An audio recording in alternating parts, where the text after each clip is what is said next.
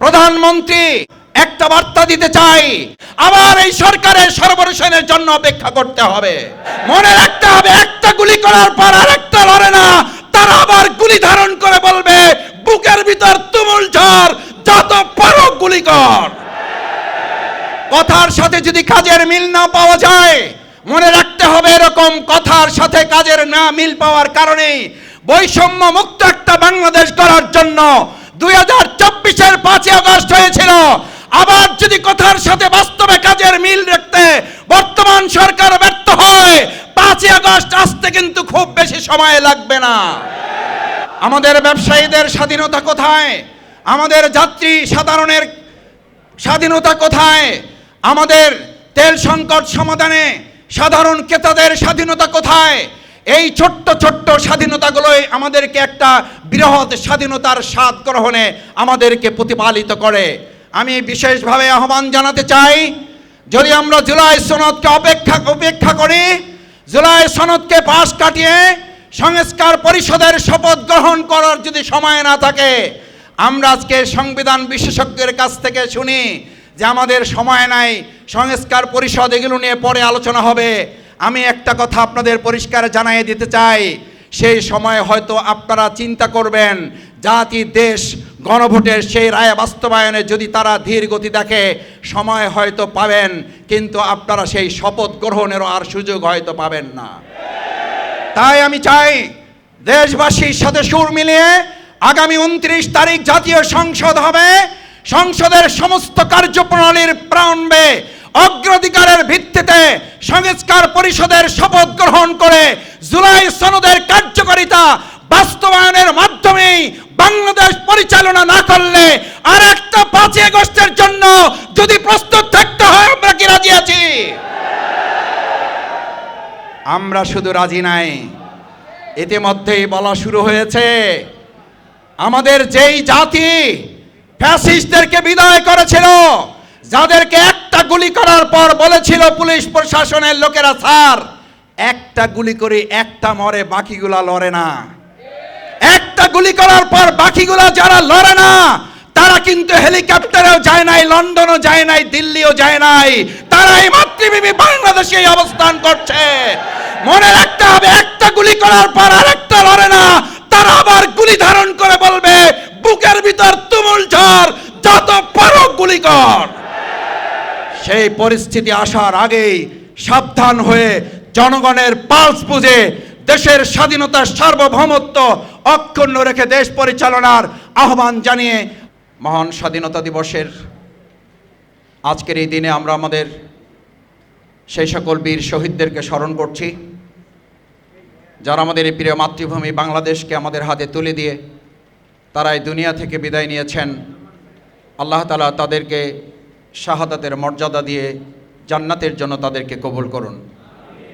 এখনও যে সমস্ত আহত পঙ্গুত্ব বরণকারী বীর মুক্তিযোদ্ধারা আমাদের এই দেশের সম্পদ হিসাবে বেঁচে আছেন, তাদের জন্য নেক হায়াত কামনা করে 1947, 1952, 1990, 1971 থেকে শুরু করে 2024-এর জুলাই আগস্টের গণ অভ্যুত্থানের পরবর্তী যে নতুন বাংলাদেশ আমরা পেয়েছি, সেই বাংলাদেশ পর্যন্ত যারা শহীদ হয়েছেন 2006 সালের 28শে অক্টোবর, 2013 সালের 5ই মে শাপলা চত্বর, বাইতুল মোকাররম সহ বাংলাদেশের বিভিন্ন প্রান্তরে, বিশেষ করে আমাদের এই স্বাধীন বাংলাদেশে এমন একটা পরাধীন সময় আমাদের পার করতে হয়েছে।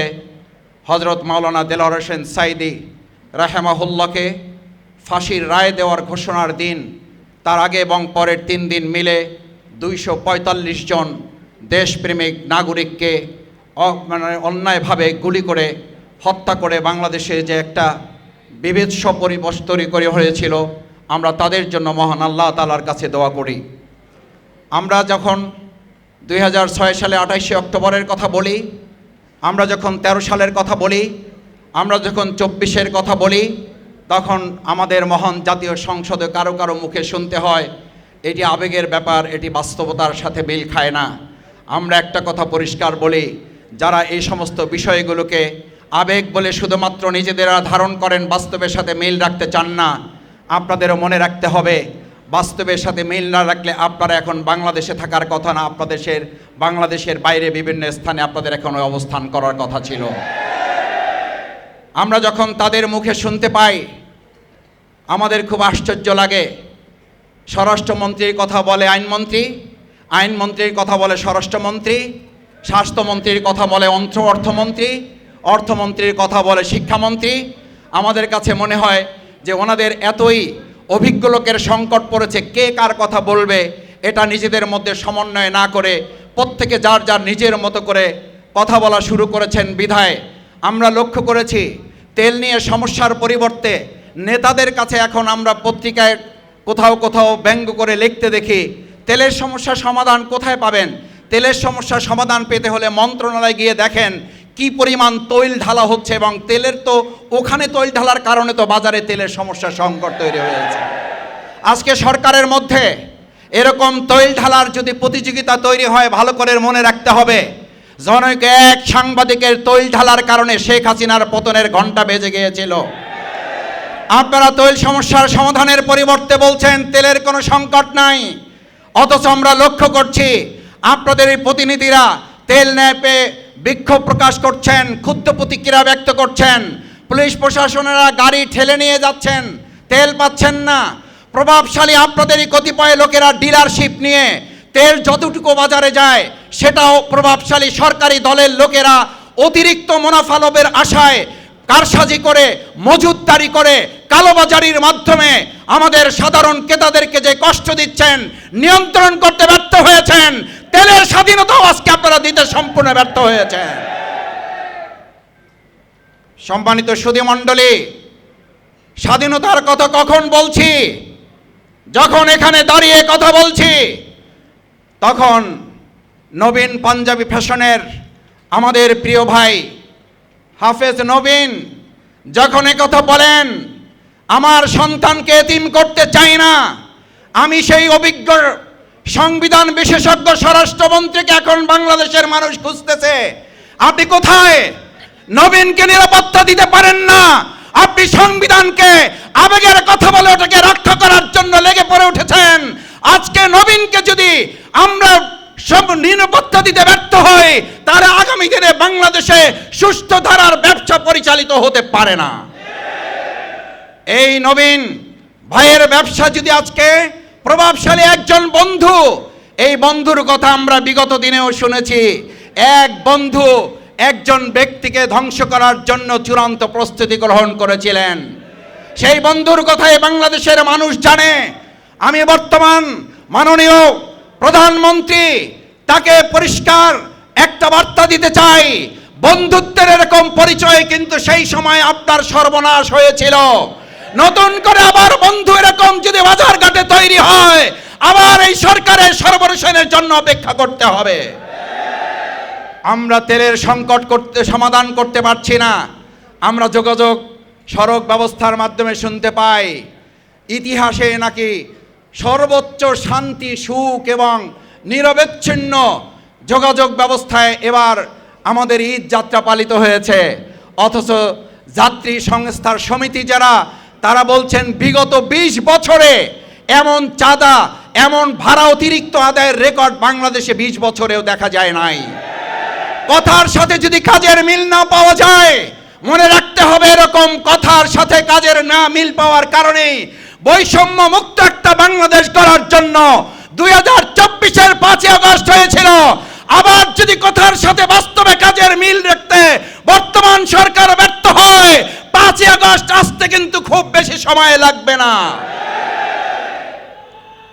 আমাদের ভাই এবং বন্ধুগণ, আমি শেষ করতে চাই কথা বলে, আমাদের ব্যবসায়ীদের স্বাধীনতা কোথায়? আমাদের যাত্রী সাধারণের স্বাধীনতা কোথায়? আমাদের তেল সংকট সমাধানে সাধারণ ক্রেতাদের স্বাধীনতা কোথায়? এই ছোট্ট ছোট্ট স্বাধীনতাগুলোই আমাদেরকে একটা বৃহৎ স্বাধীনতার স্বাদ গ্রহণে আমাদেরকে প্রতিপালিত করে। আমি বিশেষভাবে আহ্বান জানাতে চাই, যদি আমরা জুলাই সনদকে উপেক্ষা করি, জুলাই সনদকে পাশ কাটিয়ে সংস্কার পরিষদের শপথ গ্রহণ করার যদি সময় না থাকে, আমরা আজকে সংবিধান বিশেষজ্ঞের কাছ থেকে শুনি যে আমাদের সময় নাই, সংস্কার পরিষদ এগুলো নিয়ে পরে আলোচনা হবে। আমি একটা কথা আপনাদের পরিষ্কার জানিয়ে দিতে চাই, সেই সময় হয়তো আপনারা চিন্তা করবেন জাতি দেশ গণভোটের সেই রায় বাস্তবায়নে যদি তারা ধীর গতি দেখে সময় হয়তো পাবেন, কিন্তু আপনারা সেই শপথ গ্রহণেরও আর সুযোগ হয়তো পাবেন না। তাই আমি চাই দেশবাসীর সাথে সুর মিলিয়ে আগামী 29 তারিখ জাতীয় সংসদ হবে। সংসদের সমস্ত কার্যপ্রণালীর প্রারম্ভে অগ্রাধিকারের ভিত্তিতে সংস্কার পরিষদের শপথ গ্রহণ করে জুলাই সনদের কার্যকারিতা বাস্তবায়নের মাধ্যমেই বাংলাদেশ পরিচালনা না করলে আর একটা 5 আগস্টের জন্য যদি প্রস্তুত থাকতে হয়, আমরা কি রাজি আছি? আমরা শুধু রাজি নাই, ইতিমধ্যেই বলা শুরু হয়েছে আমাদের যেই জাতি ফ্যাসিস্টদেরকে বিদায় করেছিল, যাদেরকে একটা গুলি করার পর বলেছিল পুলিশ প্রশাসনের লোকেরা, স্যার একটা গুলি করে একটা মরে বাকিগুলা লড়ে না। একটা গুলি করার পর বাকিগুলা যারা লড়ে না তারা কিন্তু হেলিকপ্টারেও যায় নাই, লন্ডনও যায় নাই, দিল্লিও যায় নাই, তারা এই মাতৃভূমি বাংলাদেশে অবস্থান করছে। মনে রাখতে হবে, একটা গুলি করার পর আরেকটা লড়ে না, তারা আবার গুলি ধারণ করে বলবে বুকের ভিতর তুমুল ঝড়, যত পারো গুলি কর। সেই পরিস্থিতি আসার আগেই সাবধান হয়ে জনগণের পালস বুঝে দেশের স্বাধীনতার সার্বভৌমত্ব অক্ষুণ্ণ রেখে দেশ পরিচালনার আহ্বান জানিয়ে আমার বক্তব্য শেষ করছি।